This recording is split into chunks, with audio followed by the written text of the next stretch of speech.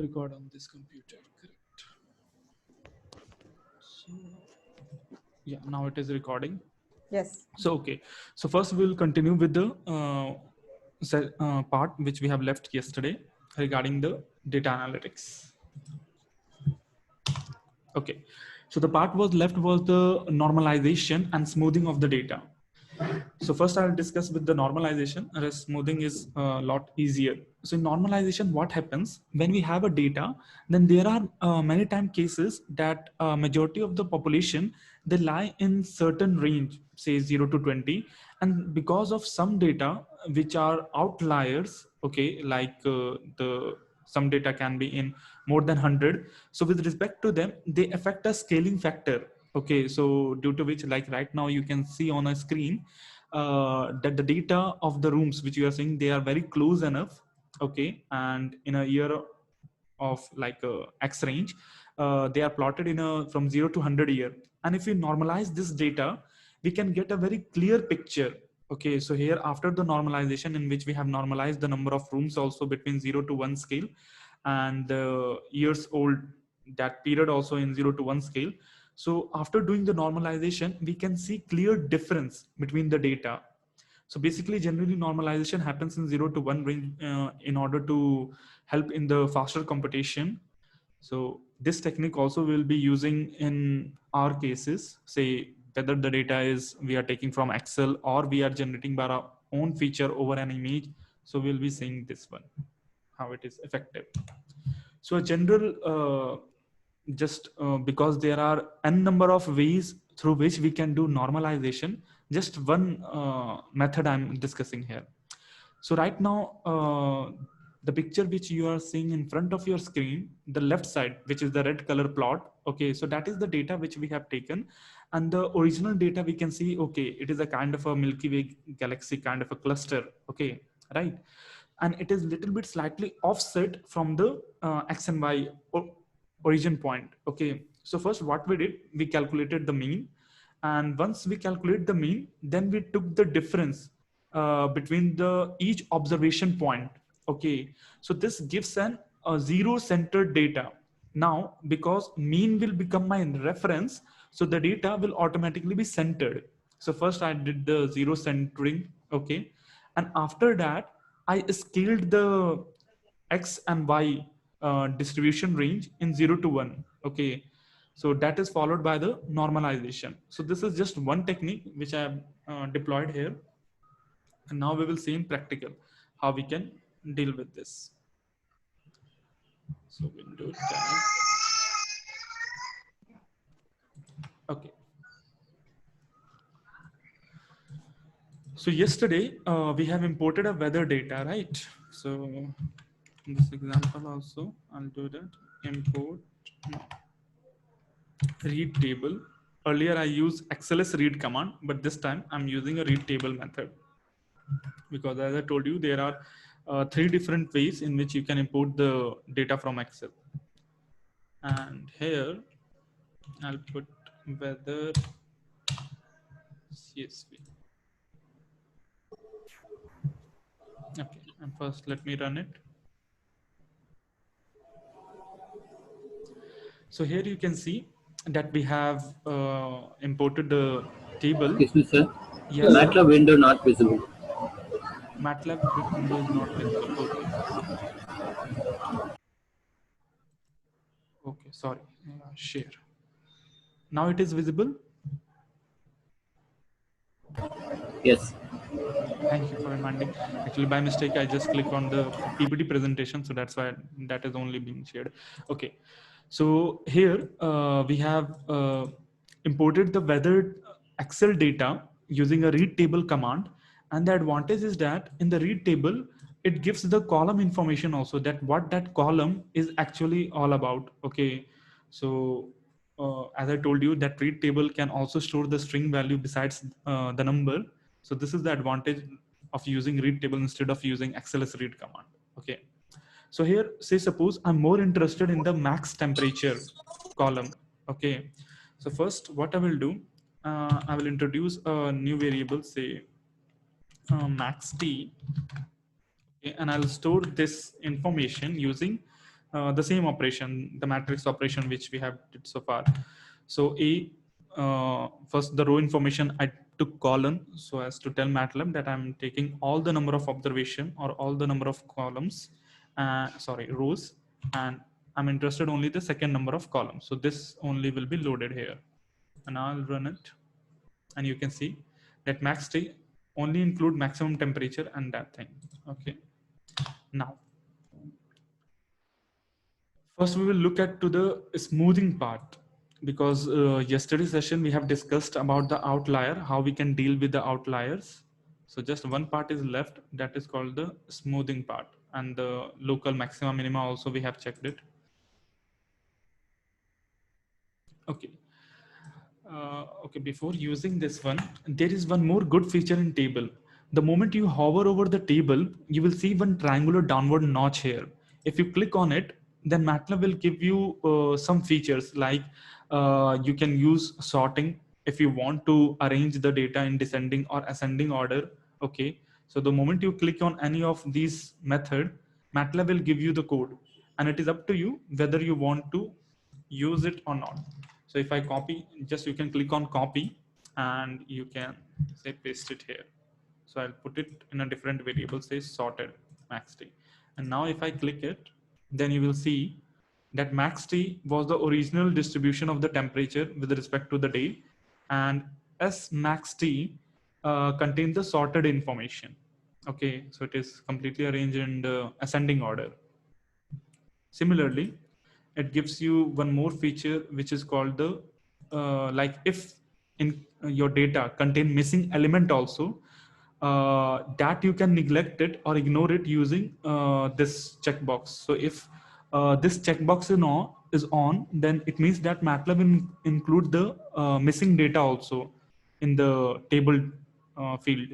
But if you uncheck it, then MATLAB will ignore all the row which do not have any data. Okay, so for that, MATLAB will again give you a code which is not equal to sign and is missing function. Okay, so using this method, you can ignore any row which do not contain any data. Okay, so this was like the feature, additional feature which you can deploy using table instead of using XLS read command, where just the data is kept in a matrix. Okay. Now, coming back to the smoothing factor. Sometimes when especially we are taking the data from the sensor, we know that the sensor not only gives the actual data, it also gives along with the noise. Okay, so in order to solve that, we require some smoothing operation. A practical example I'll show you. I think heartbeat sensor plot image. Yeah,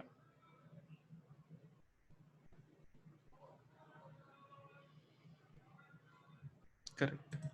So if you look at to this image, then this is the sensor plot of a heartbeat sensor. Okay, so here we can see that there are some noise, some spikes which are frequently occurring. Okay, so if I take this data and try to compute like how many times the heart beat happens, then it will give me a wrong result. So here it will require me to go for a smoothing operation in which the same data through smoothing I can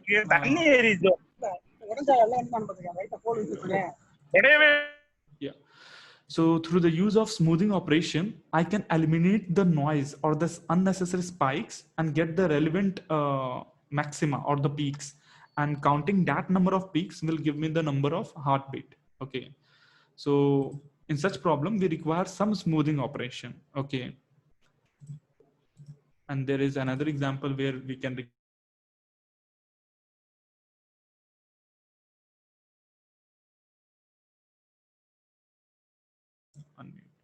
yeah. So there also we would like to have a more general trend. Okay. So how to import the smoothing? Repeat it once again. You just have to go in the task, select the smoothing toolbox. And here in the input, you have to provide on which data you want to apply smoothing operation. So here I want to apply on max T variable in which I have stored the maximum temperature data. So it will now ask you which method you want to deploy over smoothing. Okay, so there are again n number of methods. Okay, out of which these methods like which MATLAB is showing are used most generally in most of the cases. Okay, so say suppose moving average. Okay, so moving average will calculate again like whatever factor you will provide. According to that, it will going to average the result and plot it over that. Okay, and then there is a Gaussian filter which as per the Gaussian peak or impulse function, it will gives you an filtered data. Okay, so let me take the Gaussian filter to 0.25. So not 25, say 5. Gaussian filter with 5. So here you can see the moment I put 0.5, okay, let me take it out and put it on a full screen. So you can see like the light blue color are the actual signals. Okay. And after applying a Gaussian filter of threshold 0.5, it transform it into a kind of a sinusoidal wave. Okay. So here the maxima is lying in this region and the minima is lying in this region. Okay. So it is giving an overall smooth function over that. So let me again put the Gaussian filter up to 2.5 only, the default value, and enter. Okay, so in this again we have a Gaussian filter but with a 0.25. So here we can have local smooth local maxima and minima very effectively. There is no noise in the output of the Gaussian filter. Okay, it is quite smooth continuous function. So it all depends, like in the case of heartbeat, as I told you, if there we apply a Gaussian filter of 0.25, it will give us a very accurate result over the heartbeat pulse. Okay, like how many peak it occurred. Okay, so using that maxima command, which we have used yesterday, we can easily count the number of element in the maxima, and that will be equivalent to the number of heartbeat.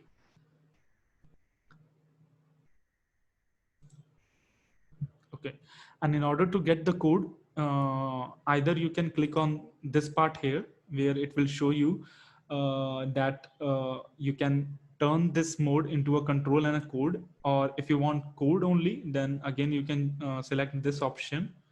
Okay, or you can use convert task to an editable code. Okay, so if I click on this, it will immediately convert the entire task which I have performed into a code. Okay, so out of which these lines are only for the graphical visualization. Okay, and just I require only this single piece of line, that is line number 7, in order to perform the Gaussian noise removal or smoothing data. Okay, so that is all I want. So any doubt up to here? 1 minute, let me open chat. Yeah, chat, yeah, no, okay, great. Now the normalization part, how we can do normalization here. So in this case, say suppose it is yearly data, 355 is close to 1 year. Okay, so what I will do, first I will calculate, say I take this algorithm. First I will take, say, DL, that is delta or delta max. Delta max is equal to maxima of max t.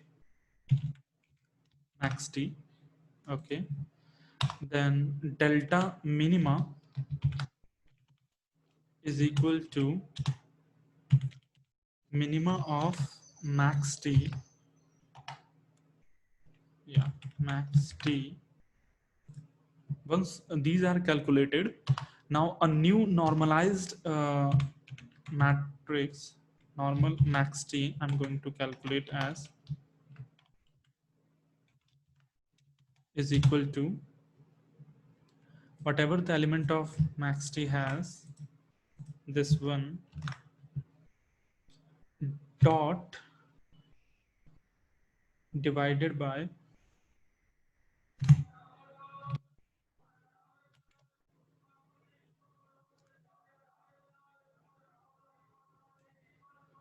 the change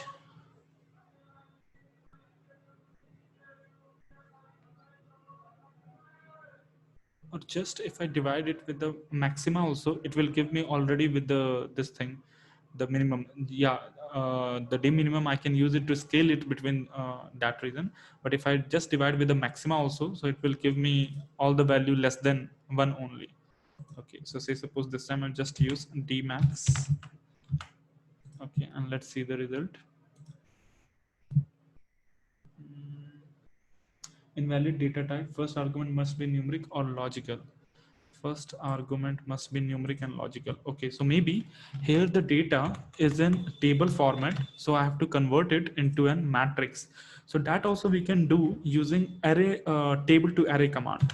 Okay, because the data type is in table format, so I'll use table to array command, and I hope this will work now.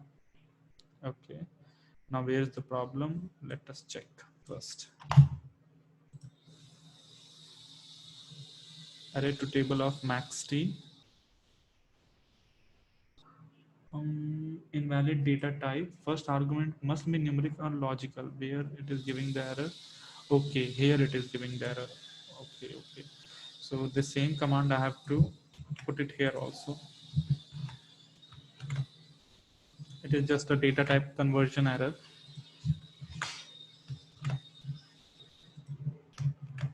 Yeah, now I'll run it. Okay, so now it is working perfectly fine. Now I can apply that algorithm. Say it will be divided by dmax. Okay, so now all the data will be arranged in 0 to 1 scale only, because I have divided it with the maximum value. The same technique will apply in image processing also, because in image processing we know that a pixel can acquire a maximum value of 255 only. Okay, and the minimum value it can get it at 0 only, right? So we will divide all the pixels with 255 in order to get all the value in between 0 to 1. Okay, so in this way we can easily normalize the data. Okay, so why normalization is required? It is because it gives a better clear idea relative to the other data also. So if all data are normalized, then we do not encounter any problem with the scaling factor. Okay, because say suppose if there are houses, okay, which are just first storied, and if I compare with the houses that are skyscraper like 30 storied, okay, so there is a quite a big scaling factor is there. So now if there is a 5 storied building, then if I'm making a machine learning algorithm, then most of the time what will happen, it will going to give the 5 storied building also as a kind of a skyscraper. Why? Because the distance between the small first floor or the normal house compared to the distance between the skyscraper is quite close. Okay, so in order to avoid those problems, we generally apply a normalization in which everything is scaled into a particular dimension only. So these are just the basics of how we can use data statistical tools, and now an analytical tool, and now how we can use all this basic concept to form a machine learning algorithm. Okay, that we're going to use. See now. So coming back to the presentation, I hope the presentation screen is visible in the PPT.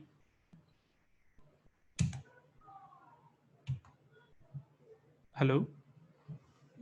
Yeah, it's visible. Visible. Okay. So now we have covered the basic aspect, and now we will be going to develop smart applications using all these techniques.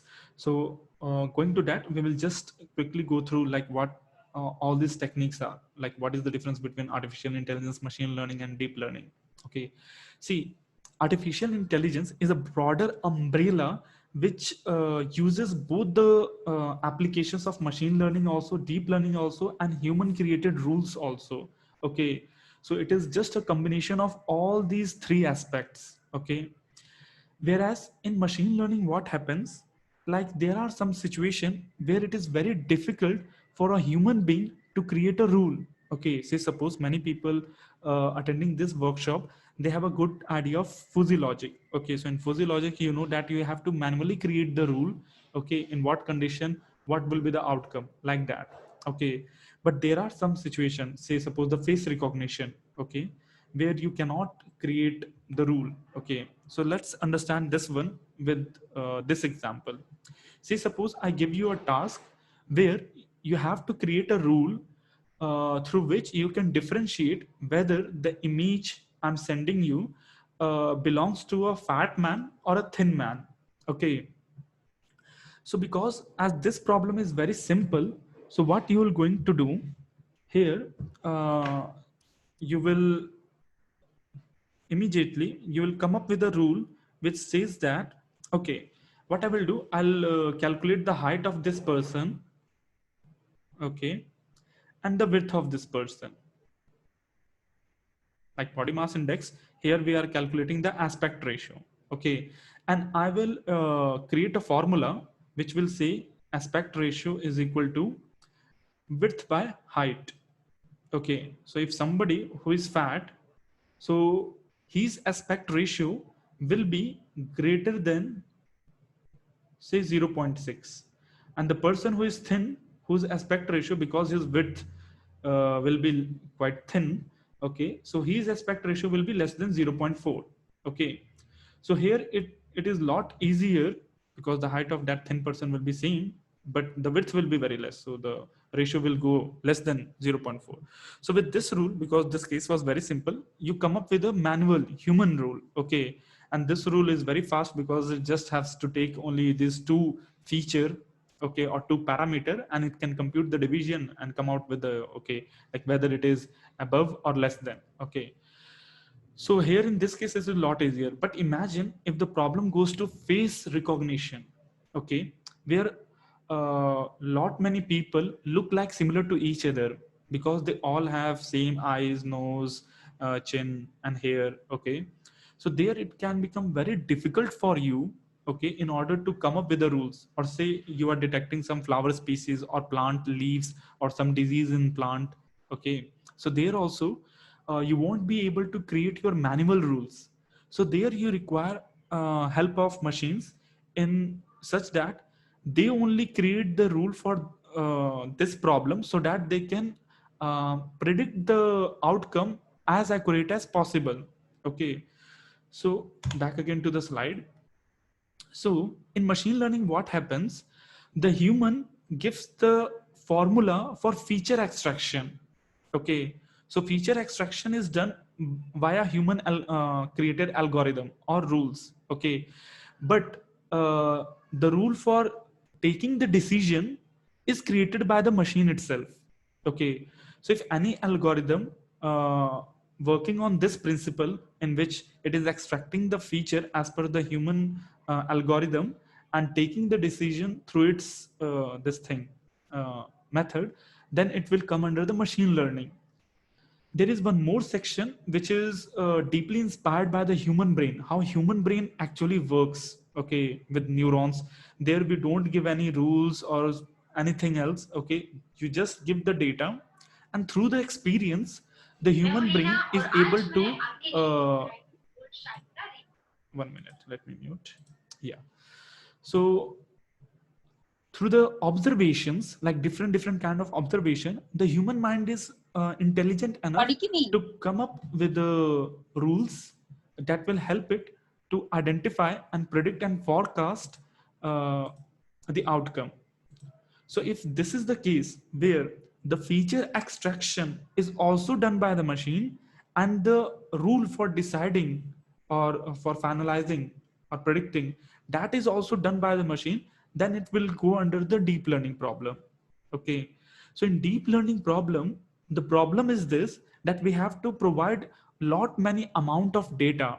Okay, because it will be learning from observation or experience. Okay, So as like we human, like born from the childhood to this stage, okay, we have encountered so many things, we have seen so many things. So those things adds up to our experience. Okay, so inside our human brain, we are doing always most of the time the deep learning method.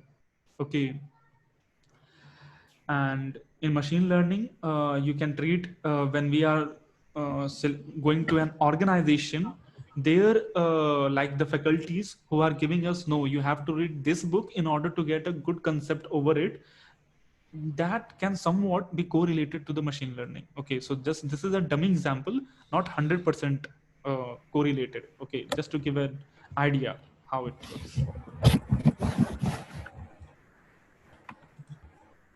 Yeah. Now, mm, so as I said, after all, where is the use of all this machine learning or deep learning algorithm? One area where the defining of rule explicitly by the human are very difficult, or it is impossible. Okay, say suppose speech recognition, handwriting recognition. So there we cannot come up with the manual rules. Okay, so there we can easily deploy all this machine learning or deep learning algorithm, and they are very efficient. The second case where the dynamics of problem are changing periodically, see the fashion trend, okay, or the spam email. Uh, say because right now I think this problem everybody have encountered, like the spam messages that you get on your mobile phone. Okay, now these days because all this telecom industry, they have created a good algorithm in which they can block almost 90% of the spam messages. But still, the person who is creating these spam messages, they are very intelligent, so they are coming with a different kind of a trend now these days.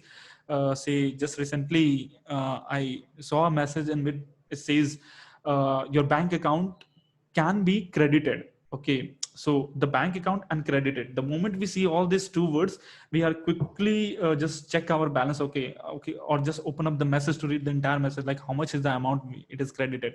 But if you look at, then in that message they have used can word. Okay, but actually if any message comes from your bank account, then it will say that the account has been credited. They don't use can word in between credited and the account. Okay, so there when the dynamics of these problem are changing, okay, so the machine learning also, they can tune itself in order to detect all those problems.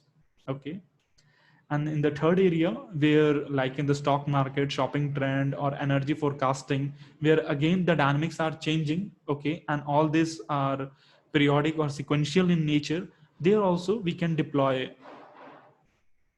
machine learning or deep learning algorithm in order to detection and prediction. Now, what is basically a machine learning? So machine learning, if we talk about in layman language, then basically it is a technique which teaches the computer what generally comes to any human being or any animal. That is, they learn from their experience. So it is just a technique which makes the computers capable enough to learn from the experiences, and that experience we human provide to them. Okay, so it is just a kind of a technique. So now I'll show you one video that will correlate whatever we have discussed so far. 1 minute. Yeah. So here the couples go to a foreign country and they are not able to read the information. So they use a Google app and gets the information.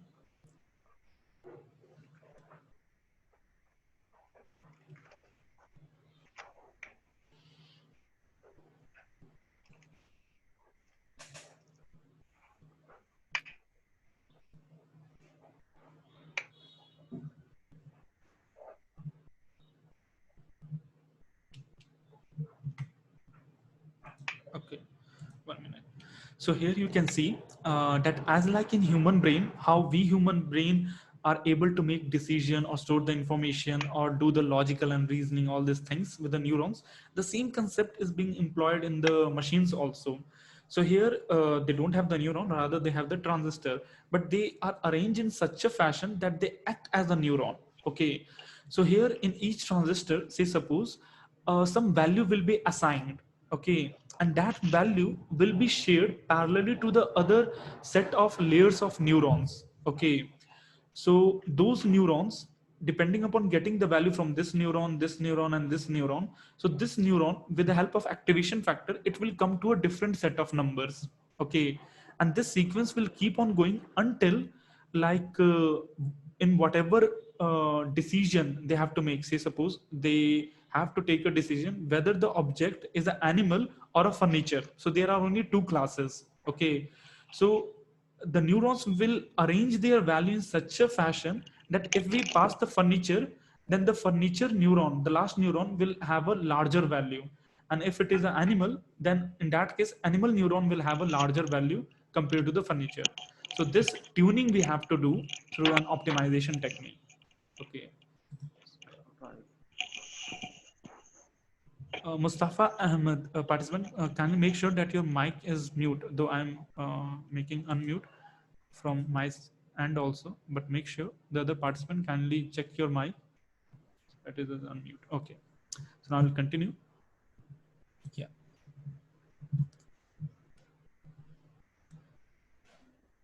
So here we are creating a dummy example where we have three objects. Okay, and the computer will think that in the universe only these three shape object only exist. Okay, so here we are creating a dummy set of neurons with hidden layers. Okay, so the first layer accounts for the pixel value, and the second, as per the activation function, it can attain some different value, but the last layer will only contain in how many classification it has to classify.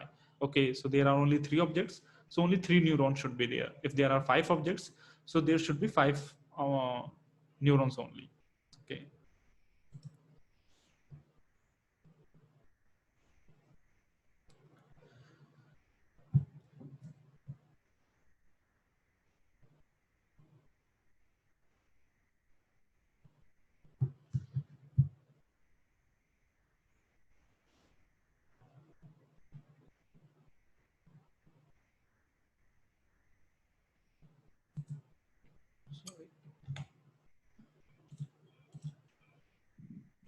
Okay, so here we have selected circle, and because that is the image of 28 by 28 pixel, so the first layer neuron will contain 784 neurons. Okay, in order to store the value of each pixel. Okay, and whatever you are seeing as 0.8, so these are different weight and bias factors which are using in order to tune our hidden layers.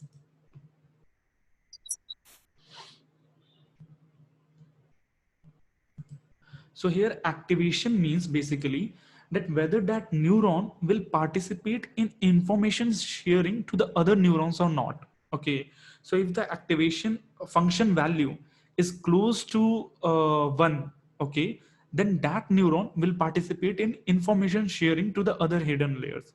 But if its value is close to 0, then it will be turned off. Okay, so depending upon the cases, the algorithm will decide that whether the neuron has to participate in information sharing or not.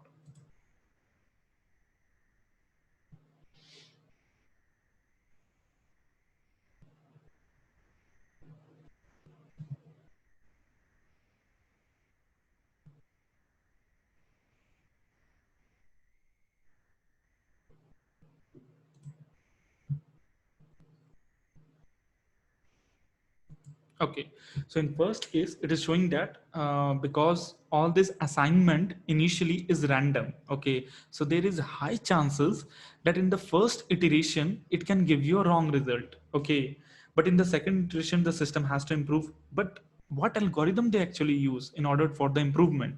And that is a kind of a closed loop system or the error. Okay, so now I'll show you like how the error is calculated.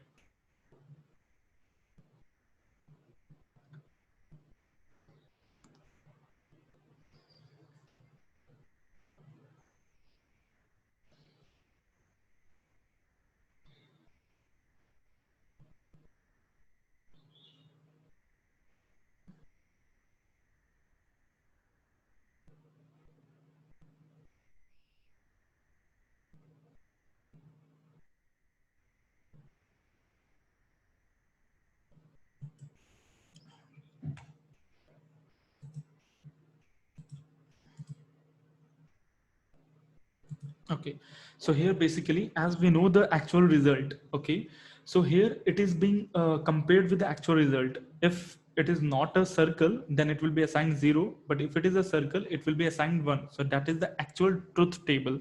Okay, so as per it, the error part will be calculated, and the next will go in such a way to reduce this error.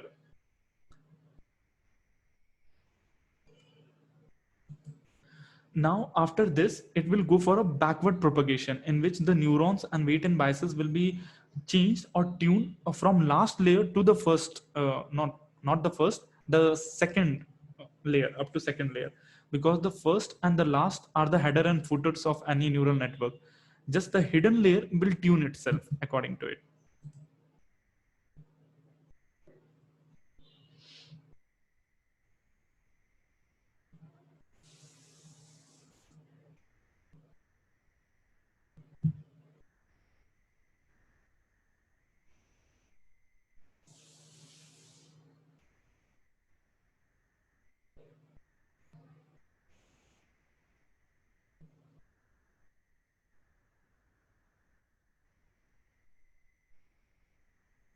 Okay. So the moment the machine comes to a very close result where the actual output should have a maximum value compared to the false positive results. Okay. So there the iteration can stop.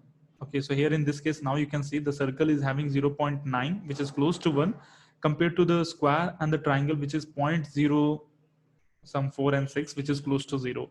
So in this case, the algorithm can stop, and now this algorithm is good enough in order to detect the circle. Okay, so similarly we will see all this thing in much detail. Just a brief idea I just shared with you. This card, 1 minute. Okay,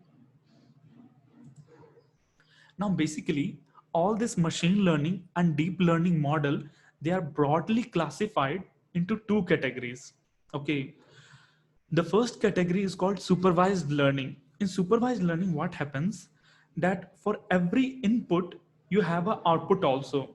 Okay. So this is only for the experience part. Say suppose if I want to train a machine that how a normal email look like and how a spam email look like. So what I will do, I'll collect 100 of emails which are normal, and I will put a category in the next column as normal, normal, normal, like that. And I'll make or add in the same Excel table 100 of spam email, how they look like, or the what are the content in it. And in the response column, I'll put spam. Okay. So here for every input, you have an output also. If this is the case, then it will go under supervised learning. Why? Because for every input, you know the output. Okay. And the moment the computer goes through the learning process over this supervised learning, it can easily develop a model through which it can later on predict it. Okay. So for the prediction, you don't have to give the output, you just give the input that, see, this is the new email. Now you tell me whether it is a spam or a normal email. Okay. So in that way, it can easily classify. Okay. So if now the classification, if it is like more in terms of say classes where spam or not spam, or power demand will go up or down, or the stock market will go next day up or down, like in this case, like a generic name if it is giving, or a category if it is giving, then that will again come under the classification category. But there are some situation where we want exact number. Say in case of patient, we want to know that as per the past blood pressure data, we want to predict how much will be his blood pressure tomorrow. Okay. So here the blood pressure we want in numbers, not in some class or name, like whether it will be low or high. Okay. We want a particular number. So if that is the case, where the output will be in form of numbers exact, so that supervised model will go under the regression model. Okay. So this is like the supervised, like the further supervised learning is also divided into classification, a class name, or a regression based where you get a particular number. Now there is one more category in machine learning which is called unsupervised learning. In unsupervised learning, we only give input and not the output, okay, for the training purpose. Okay, so what is the outcome of this? The outcome will be clusters, because the machine also don't know what exactly the inputs are. So what it will do, based upon the features it has, it will make clusters. Now we can see this one as an example of, say, in cricket match, we created a Excel sheet of player name, how much they have scored and how much wicket they have taken, and we are not assigning that whether that player is a batsman or a bowler. Okay, just these two data we have provided, that how much he scored and how much wicket he has taken. If this is the case, then it will go under the unsupervised learning. Okay, and what machine will do, it will segregate all those player which comes or which scores high. Okay, and it will segregate all other athletes into a category which take more wickets. Okay, but here machine will not going to assign a name that look, he is a batsman or he is a bowler. No, it will just give you two clusters. Okay, with a label output as 1 and 2, that's all. And now it is up to you what one you assigned as a batsman or a bowler. Okay, so I hope the clustering is clear. There is no doubt in understanding the theoretical aspect of this thing.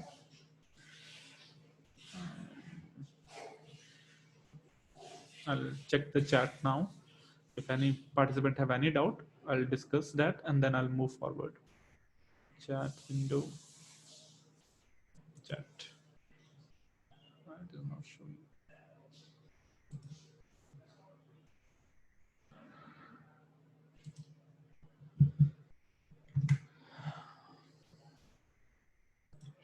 Chat. It is not showing chat. Okay, here it is hidden. Please share the PPT. Okay, fine. How to find the connection weight between input layer, hidden layers? Okay.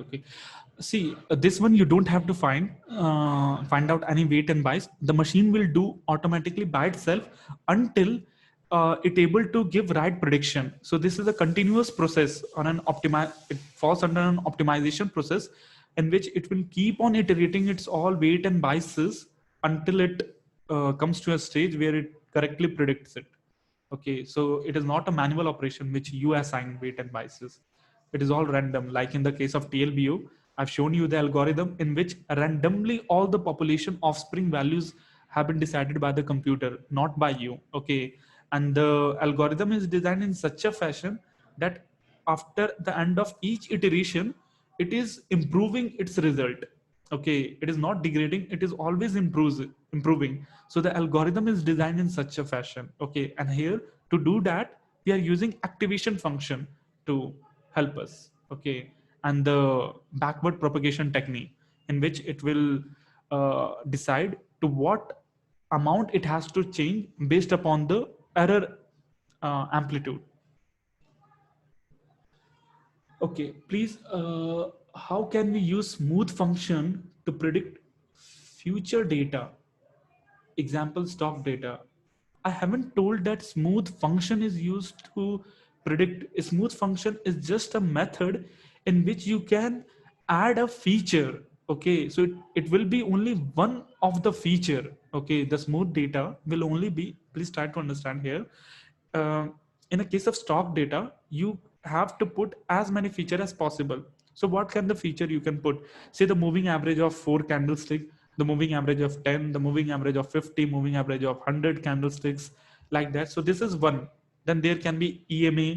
Okay, this can be another one. Okay, now the occurrence of maxima and minima at each scale, this can be another feature. So like that you can make 12 or 18 plus feature.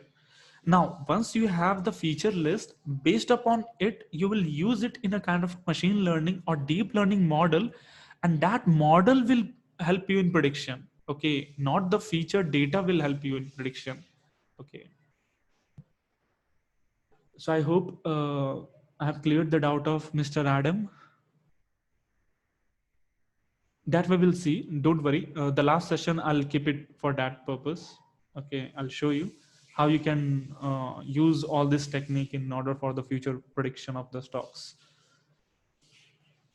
Are we going to see some machine learning coding example in this session? Yes, of course, you're going to see it.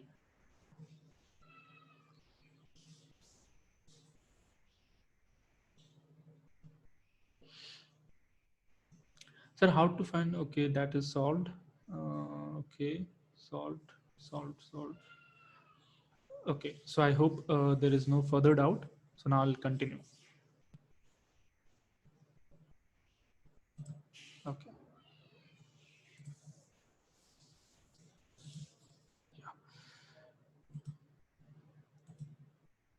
Fine. So I hope the basic concept is clear between in which case we use unsupervised learning and in which case we use supervised learning. And in supervised learning also, depending upon the case, we decide whether we have to go for a classification based supervised learning model or a regression based supervised learning model.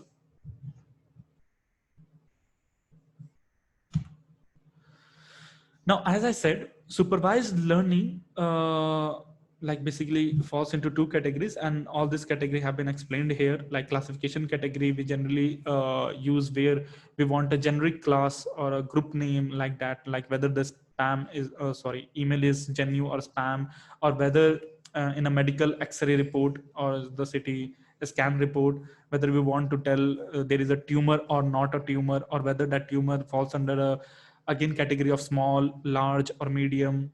Okay, and in case of speech also, or text analysis also, we can tell like whether the text written by that person comes under which category: motivation, aggressive, anger, sad. Like all this different categorical output you can easily give it. Okay, or kind of in credit or finance sector, whether it is risky or mild risk or no risk. Okay, if that is the case, better go for a classification model. And in regression, yeah, we are more interested in the actual value, say in terms of stocks, in terms of say power demand. Okay, so these are some cases of regression. Okay,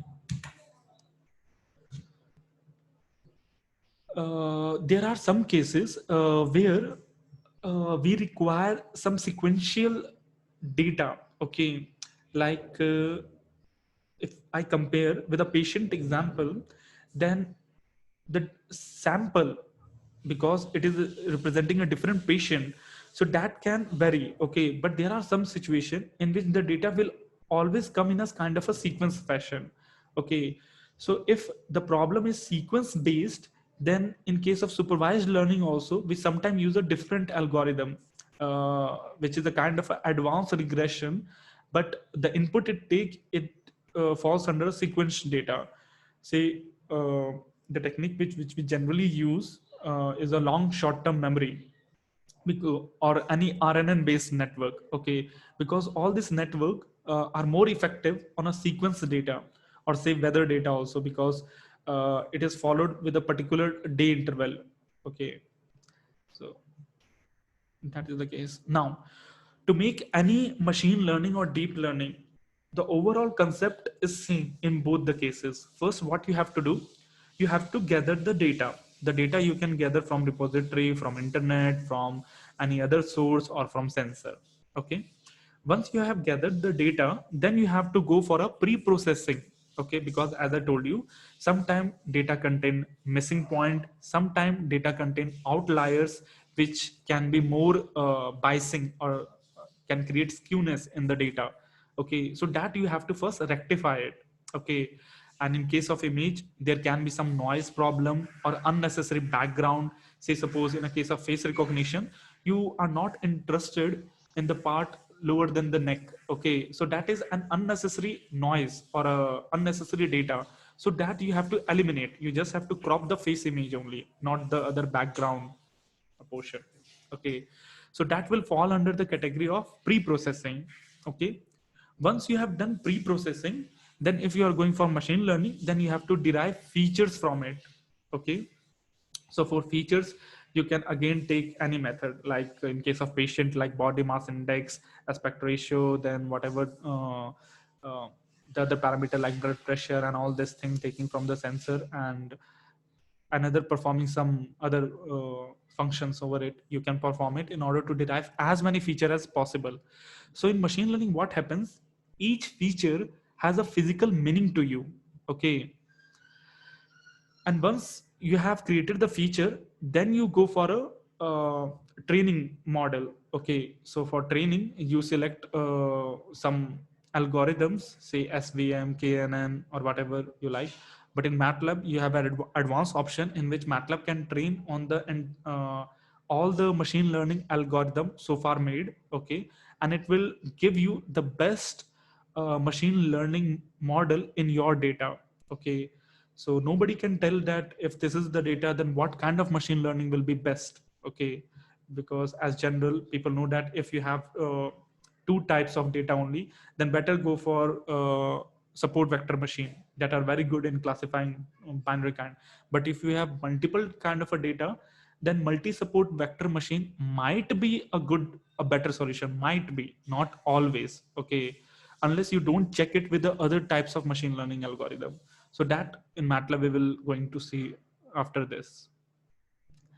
And after that, once we find out the best model through all these iterations, okay, we can integrate it to an application. Say suppose I can integrate on a cloud or a mobile app, okay, to make a real-time application. Okay, so these are the general workflow for any machine learning or deep learning model creation. Now, for machine learning, generally, what kind of data we tries to acquire? Say, suppose if we are working with sensor, then we extract the peak data during the peak analysis, pulse, transition matrix, spectrum measurement.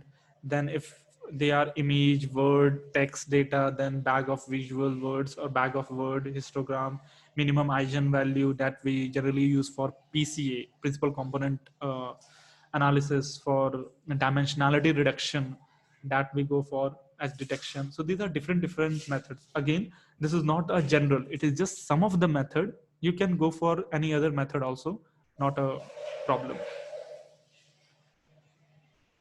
Then in case of transaction data, the timestamp, that in case of the stock market, we are most interested in the timestamp and aggregate values. So these are some of the methods which people generally use for machine learning model creation. The performance of machine learning model, we finally correlate with the confusion plot. That in confusion plot, what happens? The diagonal element tell us that what are the accurate result which are being predicted accurately by the machine. Okay, so here's the confusion plot of a person, like whether he is running, walking, standing, or what. Okay, so based upon it, we have a confusion plot. So if the person is sitting, then you can see it will come under the diagonal element. Okay, so 99% means that 99% the machine is able to predict it accurately. Okay, if the person is sitting or not. So in the y-axis we keep the true or actual result, and in the x-axis we give the output from the machine. Okay, that is the predicted class. Okay, where the non-diagonal element represent the false result, or false positive, or false negative result. So that they generally represent. So our target is to maximize the diagonal element as much as possible. So this is our main objective in creating any machine learning model. So this is the general procedure which we'll be following.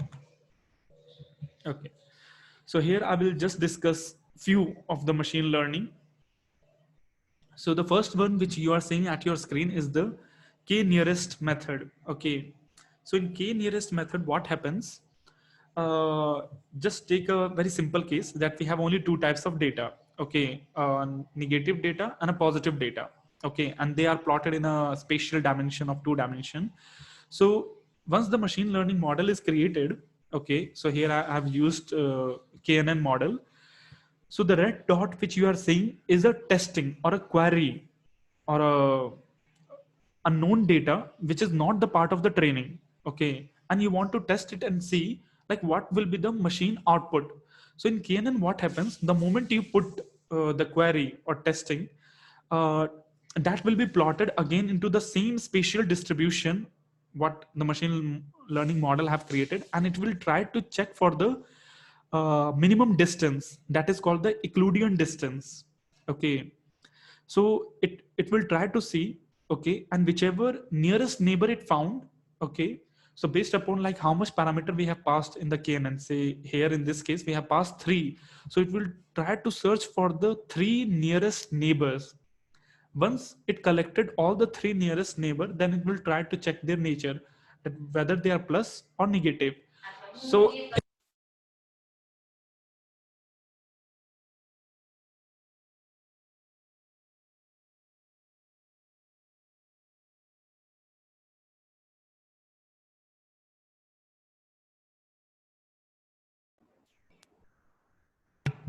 hello, am I audible? Yeah. Yeah, sorry Yes, for the yes. interruption. Yeah, so here, as I said, if we have passed the parameter as 3, okay, so what will happen?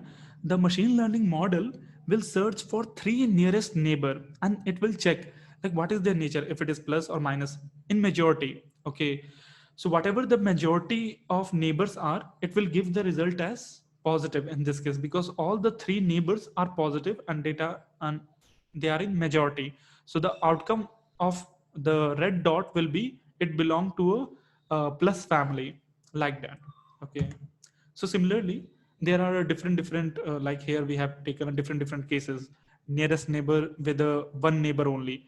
So here in case of one neighbor, we can get the same observation point to be predicted as negative. Here we have nearest neighbor of 2, so here it contains both plus and negative. So the answer will be given as per the smallest Euclidean distance. So that in this case also the answer will come as negative only. But the third case, if you look at, then the majority is more dominant as plus. So here in this case, it will give you as a plus as an output. Okay, so these are something which affect the outcome. Okay, and if you imagine, if I draw a 45-degree straight line, then I can see that this query dot is coming at the line only. Okay, so there is 50-50 probability. It can belong to a negative family, it can belong to a positive family, but the outcome, like in the cases, are depending like what neighbor we have provided. Okay, so 3 neighbor, in this case 3 neighbor, you will get the output as plus, but in case of 2 and 1 neighbor, you will always get the output negative. Okay, so that is a critical case that I have discussed just to for an understanding point of view. Okay.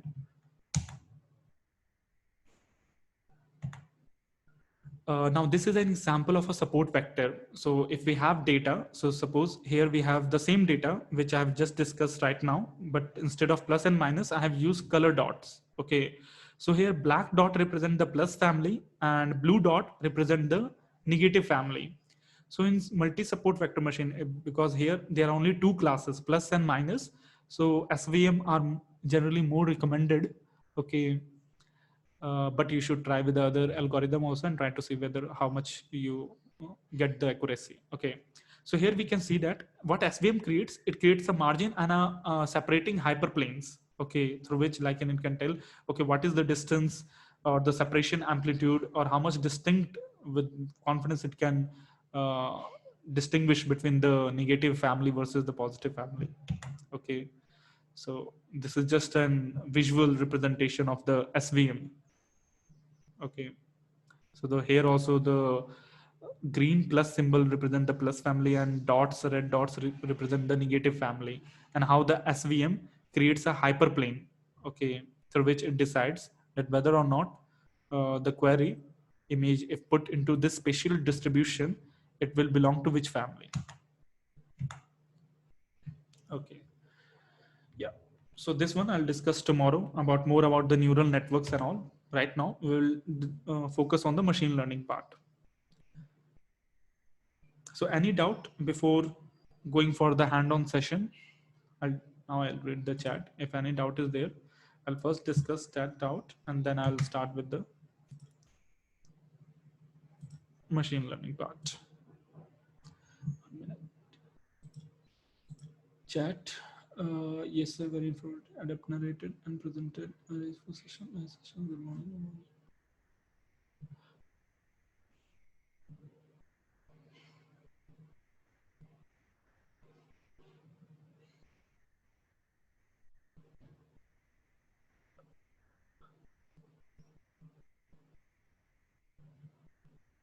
if the data set is small, okay, if the data set is small, so what you want to do in that case?